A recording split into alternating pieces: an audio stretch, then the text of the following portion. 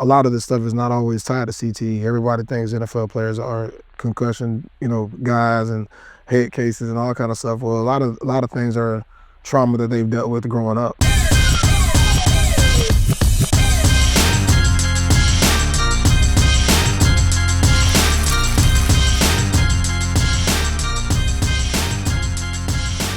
We talk about wins, we talk about rings. Marquis, we even talk about legacy.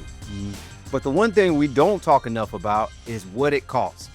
Later in the show, for the first time on Bros on Pros, we have an in-studio guest who's going to share firsthand experience on the cost of success. Because in recent weeks, the sports world was shaken by the tragic passing of NFL wide receiver Rondale Moore at just 25 years old.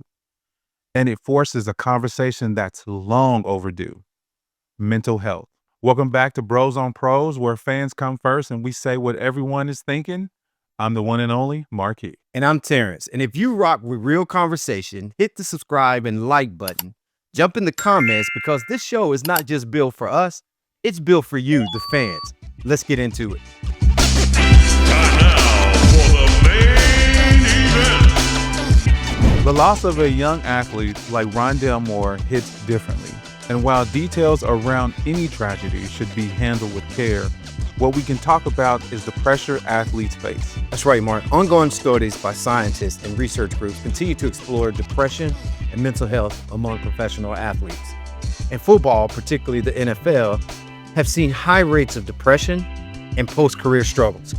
And that's exactly why we wanted to have this next conversation. Yes, and we're honored to be joined by former NFL quarterback, Super Bowl champion, and University of South Florida legend, Mr. BJ Daniels himself. BJ, thank you for being here, bro. Well, I'm blessed to be here. Thanks for having me. Talk about your journey into the league. You weren't highly recruited, is that correct? Yeah, that's right. Yeah, just kind of elaborate on that for us. Yeah, so in high school, 5'11", undersized quarterback, had dreams and goals of wanting to go to Florida State. Florida State didn't recruit me. Didn't think I was good enough to go to that university. But going into my senior year, I didn't have any scholarship offers at all. USF had kind of talked to me. ECU had spoken to me as well and showed interest. But through my senior year, I'm throwing to guys as a quarterback, to a receiver that's going to USC, another receiver going to Texas, another tight end going to Florida State. And I'm frustrated because I'm trying to figure out, okay, I'm throwing the ball to these guys, and my high school is pretty successful. Why am I not getting those opportunities? So my dad sat me down going into my senior year. We wrote down goals and things I wanted to accomplish. So winning Mr. Florida was one of them. Winning a state championship was another. Throwing 50 touchdowns was another goal. I didn't hit any of those marks at all. Didn't win the state, didn't become Mr. Florida, but I did end up throwing 45 touchdowns my senior year. And by the end of that season, Alabama came. Nick Saban came into my home, and Memphis and Michigan and USF. But USF was a school that I fell in love with because Jim Levitt, just really seemed like someone I could trust. What kind of won you over in a sense of such a school like USF to where you're just passing on schools like Alabama, passing on these huge schools that people know about, and maybe even a place where you feel like this could be like my trajectory towards the NFL? Yeah, just a deep story that I don't really share a whole lot. So Keely Dorsey was a teammate of mine at Lincoln High School. I was a freshman, he was a senior, and he ended up earning a scholarship to USF. So when he got to USF his freshman year, he passed away on USF's football field. Went to cardiac arrest, passed away. Jim Levitt brought his entire football team from Tampa to Tallahassee. And I watched Jim Levitt, this white man, go into a black church in Tallahassee, Florida, and speak in the pulpit about how passionate he was about his players and how much he loved Keely Dorsey. So when I sat there in that church, I actually looked at this white man in this black church. I said, you know what? I want to play for him. On my arm, I have a tattoo that says, "Live life today, yesterday is gone, and tomorrow may never come." That's the same tattoo Keely had on his back. So I kind of told myself that I want to finish what he started. So USF was always in my heart. I know we wanted to really talk about the mental health of just the game itself. Yeah. Can you kind of transition to that, kind of like talk about the simple fact of, maybe what we might not know about the game in a sense, and plus, just the mental aspect of just kind of like, being, in the NFL. Yeah, I mean, the hardest part is we're judged as people. based off our performance. Not necessarily who we are, what we represent, what our family dynamics or backgrounds can be. We're a bum because we didn't catch the ball, and that's who we are. And we're labeled as that, and it's tweeted, it's in the newspaper, it's everywhere. And it's difficult to deal with. I definitely have had my fair share of people meeting me, and not knowing who I am, not knowing what I represent, not knowing the family dynamic and what's behind me and what I hold. But then when you talk about your family as well, I have internal, issues in my family where it comes with, okay, well, is he now the breadwinner? I'm 23 years old in the NFL, and now I'm financially in a position to have to take care of everybody. I'm viewed as, the big brother, but when did I become the, the stability for everybody? When did that happen? I'm still trying to figure out my life. I was little bro, now I'm big bro. Why am I big bro? Because you got money in your pocket? Or, there's a lot of different things that, people expect from you inside and out that has a lot of pressures.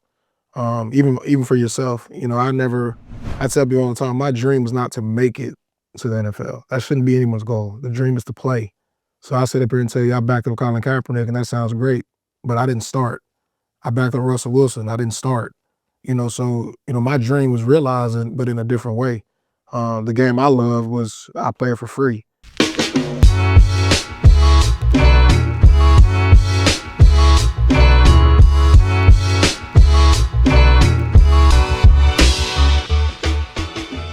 How has that transition been for you to go from playing this game since you was a little boy to not playing at all?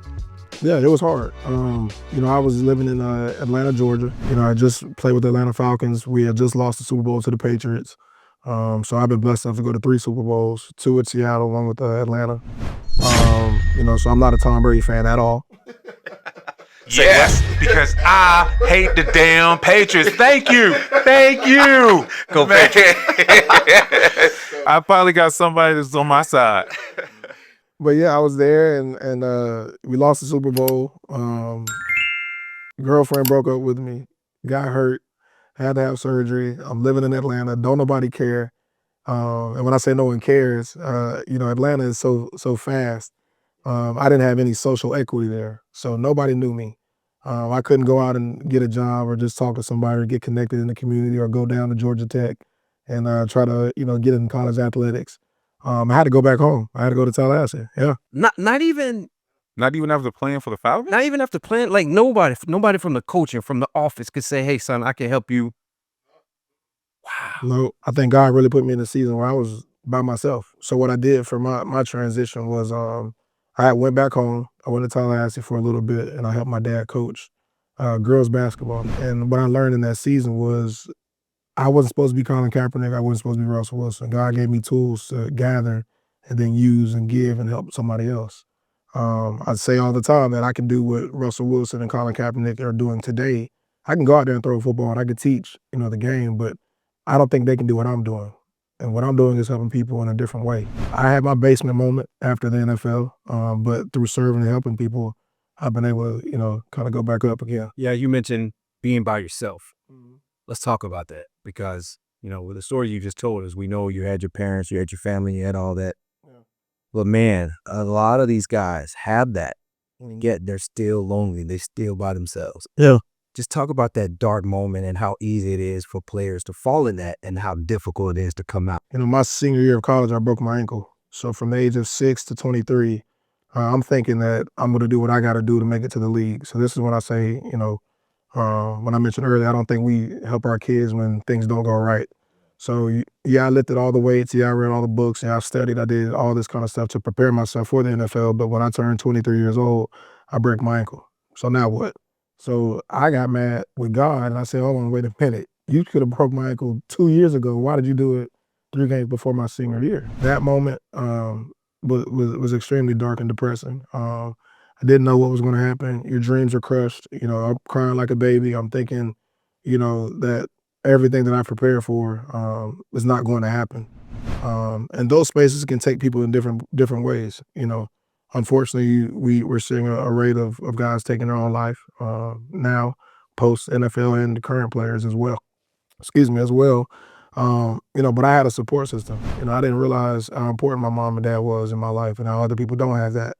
I had a locker room. Sam Barrington was one of my former players and teammates. Kayvon Webster were guys that kind of picked me up and said, "Hey, we ain't gonna leave you behind. Get healthy, get right." And I had people around me that really pushed me to get healthy, to even have the opportunity to perform on pro day when my opportunity came to show the scouts that yeah, I'm hurt, but I'm getting healthy, I'm getting better. So what I didn't realize, truthfully, was that my body of work over the 4 years of me in college was good enough for me to still get drafted. Why do you think particularly, like, I guess in the NFL, is there like more higher, I guess, cases of depression than pretty much any other sport? I don't know the statistics compared to basketball or soccer or rugby, right? But, one thing I can say is, with the football, a lot of athletes have put all their eggs in one basket. And then when things happen, that's like losing your first love. That's like losing that girlfriend that you fell in love with the first, time you saw her. When that's taken away, I don't think guys know how to deal with that. The one question I hate people that ask this is they ask former players, "Well, what are you doing now?" Okay, you don't know how that feels to that former player who literally has spent his entire life doing something, and then you ask him, "What is he doing now?" With the facial expression, like, "Well, what you doing now?" Like, "What do you mean? I've been doing this for 20 something years, and I was successful doing that." It was a letdown. Like, yeah, that's cute. I want to discredit everything that you put work and effort into, but like, now what? And a lot of times those guys, including myself at one point, I had no idea. I don't know. I'm trying to figure it out. While you have been, building your resume and getting your life together and having the on the job experience and all that, I don't have that. So I'm trying to figure it out. I don't think a lot of people, are sympathetic to that either. Even when I was in the NFL, and nothing against anybody that works at Walmart, but the joke is you either do this or you're gonna go work at Walmart. So there's no in between. Like, you can't just be a lawyer, Nah, or you it's just just a can't be a Walmart. doctor. You got to go from either the league or you just got to go just be a bum. Okay, I get it. Is there a place for players that can go and just maybe sit down and talk to a psychologist or, anything with that so they don't end up, committing suicide or? Yeah, yeah. I mean, there's a lot of programs. The thing is you got to help yourself though. Really? Yeah. What do you mean help yourself? So we know what the resources are. We know who to call. We have player development people there. We have neurologists. We have doctors. We have all these things in place, and we can just go at the snap of our fingers. But it's one of those things where it's not brought up or talked about enough in the locker room. Is it Or a real thing? yeah, it is absolutely, absolutely. I mean, if I was in the NFL right now and I literally was telling my position coach, "Hey, coach, man, I'm not really feeling it today," or mentally I'm not there. He gonna look at me like, "Okay, cool, next." Yeah, So for me to bring something up like that in that space is very taboo. It's not something that I would want to necessarily do in fear of being looked at different or being labeled the black sheep.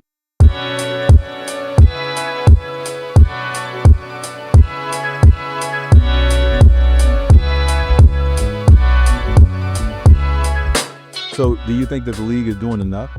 Do you personally feel like, you know what, as a former player and, a person who knows a lot of players, the league is doing what they can? I mean, I think you can always do more, especially when you have guys. I mean, at this point, I think it's been at least three guys that we know of publicly. But there definitely can be more resources. I think there can be more guys that speak up. A lot of this stuff is not always tied to CTE. Everybody thinks NFL players are concussion, guys and head cases and all kind of stuff. Well, a lot of things are trauma that they've dealt with growing up. It's not necessarily because I just ran into a wall, but there's definitely been some moments I'll even say for myself where I know for a fact that if I didn't have a support system, I could have easily gone a different direction. If I didn't have somebody there to talk to me, I talk to my dad all the time. He's still somebody I consider as one of my, best friends. A lot of people don't have that. I remember the first time I had to go home and tell my girlfriend I lost my job. How that made me feel, how I looked at her and how disappointed I felt internally because I moved her to San Francisco, California. I'm a 49er. And I'm sitting up here telling her like, Bang, bang. Bang, bang, nothing, man. They got rid of him. Who gave you a chance? Gave me a chance. It gave me a chance. I would forever be grateful for San Francisco for that, for sure. Wait a minute. Where did he win the Super Bowl at? We talking about It's all about where you start, man. What advice would you give these young athletes because they're under an immense amount of pressure? With social media and trying highlight reels and all that stuff. What advice would you give them about prioritizing their mental health? It has to be number one. And I can only imagine how it is now, because when I played high school or college ball, I wasn't getting NIL money. I'm worried about being the next meme. Social media wasn't even that big of a deal when I was growing up. You got guys that are scared to make a mistake in a game, which happens. But then you're scared to make a mistake in the game, so you don't become the next meme and go viral. So those pressures that those guys are dealing with now are on a whole nother level. I fear for college players too, in the sense of we're giving you X amount of dollars, but it's also broadcasted. People know it. So are you having this money in your door, bro? I can only imagine, what they all have to deal with. The mental health has to be number one. What advice you give these players who are transitioning from the professional world to the real world? Yeah, my biggest advice is just remember who you are. But do they know who they are? They've dribbled a basketball, they've thrown a football their entire life. Almost start from scratch as if they were 16 years old again, getting their first job, correct? No, absolutely. Absolutely. I mean, and for me, it's always been trial and error. I've been able to use my platform to be able to walk into certain rooms, but my degrees in criminology, I played football, I coached it, I raised money. I now work for a healthcare company that I never even thought I would be in healthcare. So I literally have just gone in different avenues that doors have allowed me to walk in and trying to figure out what it is I want to do. But the premise of everything for me is, when I say remember who you are, I grew up in a family that served. My mom's a nurse, my dad's a teacher at FAMU and a high school coach. My little sister's a teacher in third grade. Then my other sister works player development for the University of New Orleans. So my base, my foundation is serving, helping, and giving. And that's what I remember, how I was raised. So no matter what platform I'm on or what I'm doing, serving, giving, and helping is something that I always know I have to do, and I'm in the right lane if I'm doing that. So for those guys that are transitioning, when I say remember who you are, like, what's your foundation? You know what? I do have one more question, though, that I just have to ask. How does it feel being in front of a guy who believes the 49ers, drafted by the 49ers, left to his rivalry team to win a Super Bowl? How does that feel? I mean, how does that feel just looking at him right now, Terrence, how does that feel? It's like he's your all-in-one hero and villain at the same time. Hey man, listen, let me tell you something. It's not every day. It's an honor to be graced with his presence, BJ. So just not only just a college standout. What'd you say? Take the high road. Yeah, I'll take the high road. So we do want BJ to come back now. Listen, man, I feel good. I don't care what else you do to Rick. You didn't even answer the question. It doesn't affect me at all. Okay. It doesn't affect me. Now, when Seattle won on our home turf, if you was a part of that team, BJ, you probably wouldn't be sitting here right now. But BJ, once again, man, we really appreciate you using this platform to talk about this serious matter. Thank you. And if you or someone you know is struggling, please reach out to a professional or a trusted person in your life. The Suicide Crisis Hotline is 988. And please, whatever you do, always check on the strong. But don't forget, if you want to argue with us and be a part of our show, put it in the comments. And don't forget to like and subscribe. Because this show is built for you, the fans. And until next time, real sports, real culture, real talk, but also real life. Peace.